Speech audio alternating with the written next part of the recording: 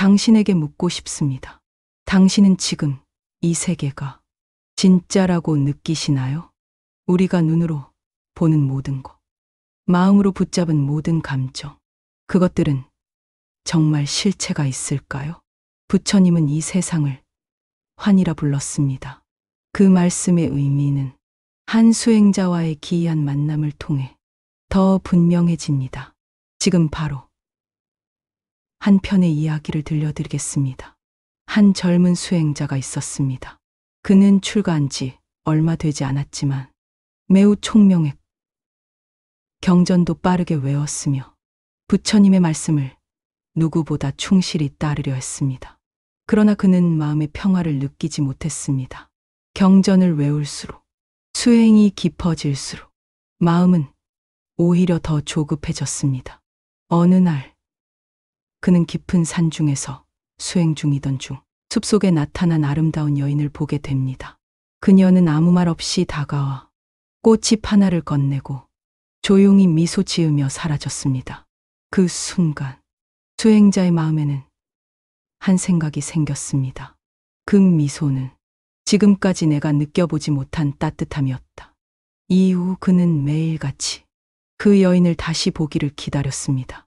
수행은 뒷전이 되었고 마음은 그 형상을 좇는 데에만 온통 쏠려 있었습니다. 그러던 어느 날 그는 자신도 모르게 큰 절로 돌아와 부처님께 이렇게 물었습니다. 세존이시여, 만약 어떤 형상이 마음에 남아 수행을 방해한다면 저는 어떻게 해야 합니까? 부처님은 그를 조용히 바라보신 뒤 이런 말씀을 남기셨습니다. 그대는 지금 바람에 흔들리는 허공을 붙잡고 있구나.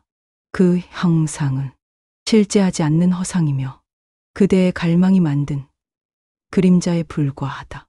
세상은 환이니라.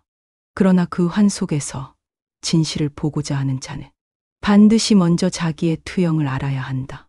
그리고 부처님은 제자들을 데리고 숲속을 거닐었습니다.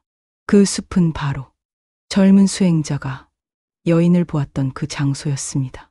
부처님은 말했다고 전해집니다. 이곳에 여인은 없었노라. 그대의 마음이 만든 형상이 바깥의 세상처럼 느껴졌을 뿐이다. 수행자는 그제야 울음을 터뜨렸습니다. 그는 자신이 외로움을 사랑으로 착각했고 갈망을 진실로 믿었으며 환영을 실체라 여겼다는 사실을 깨달았습니다.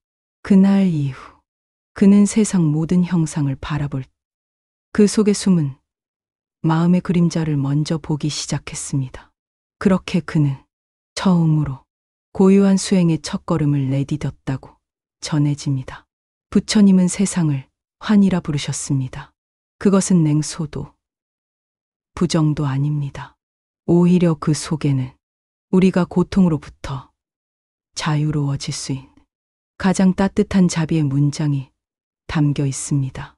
우리가 믿고 있는 것들, 우리가 붙잡고 있는 것들이 사실은 내 마음의 그림자일 수도 있다는 사실. 그걸 아는 순간 고통은 집착이 아닌 이해가 됩니다. 그리고 그 이해는 당신을 조금 더 자유로운 곳으로 데려다 줄 것입니다. 두 번째 이야기는 우리의 마음에 대한 이야기입니다. 당신의 마음은 지금 어디에 있습니까? 어쩌면 조금 전에 말 한마디에 머물러 있을 수도 있고 아직 오지 않은 미래를 떠올리며 흔들리고 있을 수도 있습니다. 그 마음은 처음 어디서 시작되었을까요? 또 그 마음은 죽으면 어디로 가는 걸까요? 이 질문은 오래전부터 수많은 수행자들을 침묵하게 만들었습니다. 이와 관련된 한 편의 이야기가 있습니다. 아주 오래전 한 젊은 수행자가 있었습니다. 그는 부처님의 가르침을 따르며 누구보다 진지하게 나라는 존재의 정체를 파고들었습니다. 나는 누구인가? 생각을 멈추면 나는 사라지는가? 마음은 도대체 어디서부터 시작되는가? 그는 어느 날 스스로 결심합니다. 나는 내 마음의 흐름을 끝까지 따라가 보겠다. 그는 산속 깊은 연못가에서 매일 하루 종일 자신의 마음을 관찰하는 수행에 몰두했습니다. 기쁠 때 왜 기쁜지, 슬플 때 무엇이 그 감정을 불러오는지 그는 자신을 의식의 조각처럼 분해하기 시작했지요. 그러던 어느 날 그는 연못가에서 자신의 얼굴을 바라보다가 이상한 경험을 합니다. 그의 얼굴이 사라졌습니다.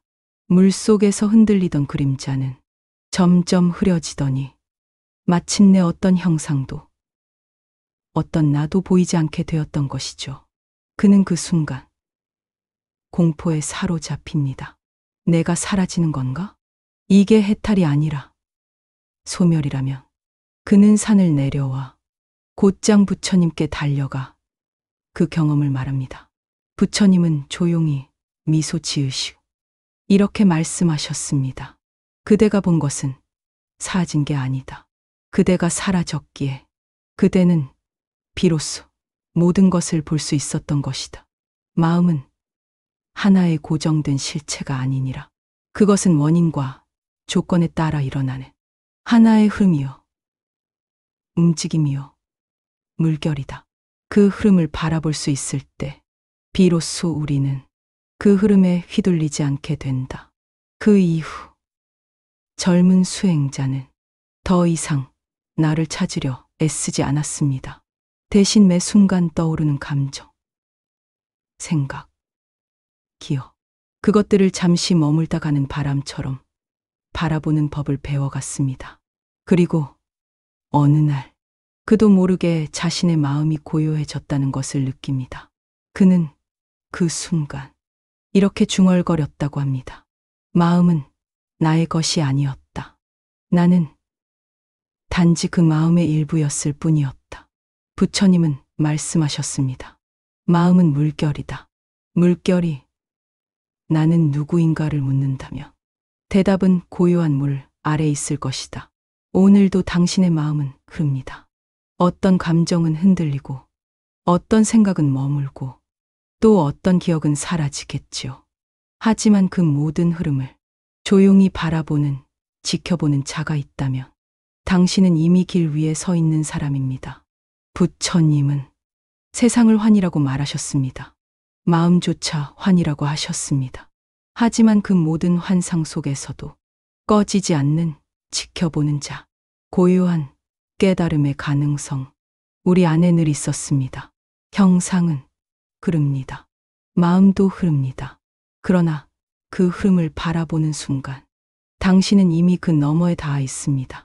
이 세상은 환상입니다. 그러나 그 환상 안에서 진실은 늘 당신을 기다리고 있었습니다.